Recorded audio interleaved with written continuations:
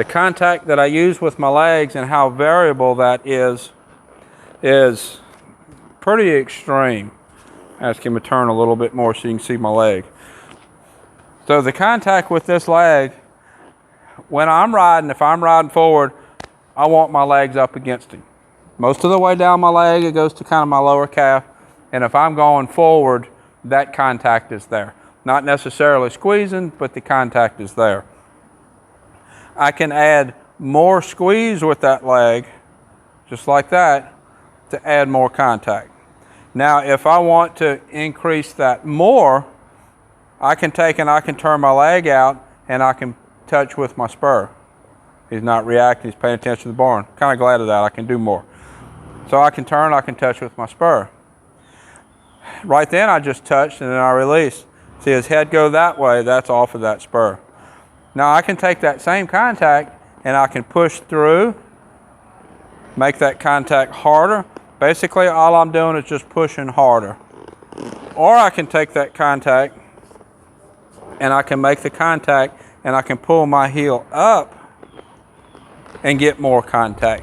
A little bit of a roll my rowel just a little bit. I'm not pushing real hard and I'm not rolling real hard. I'm not cowboying like a bucking bronc. I'm pushing and lifting and rolling. I'm going to use the different contacts and the different cues depending on my situation. I'm not always going to go to a push and a roll.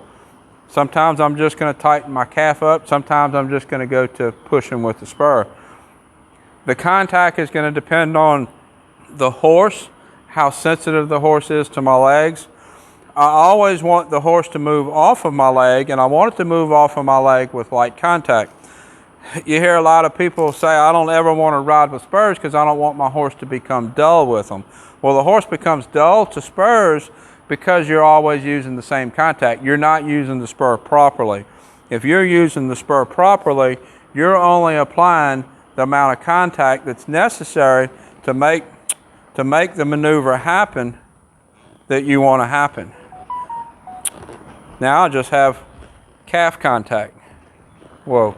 I pushed harder because he wasn't moving off of calf contact. I pushed harder and then I got back soft again. Go forward. It's important that I have that spur to go to. If I push with my calf and I push with my bare heel and I'm still not getting the movement that I want, I have to have something else to go to. I see people, when they push and they're not getting what they want, then they take their leg off and they bang. Or when your leg comes off to bang and the horse knows that, you've done it a couple times, then it's going to start bracing into that, ready for it, just like bracing into the punch. And then you're actually going to be developing your horse to be harder sided instead of softer sided. You always want your horse as soft as you can make it. You always want to apply whatever cue as soft as you can get away with, but as hard as necessary. And a lot of people that do not ride with the spur are actually inadvertently making their horse harder sided. Now, if you're not aware of what your legs are doing and your legs are bumping around and you don't have a good seat and good contact, you need to develop that seat before you put the spur on. You don't want to put a spur on and just be banging on the horse and not mean anything. It has to mean something. And you as a rider should always be improving your riding, becoming a better rider with a better seat, better use of your hands, and better use of your legs. This is Hank. I'll put a link up here to some of the other videos that I've done with him. Until next time, thank you for watching.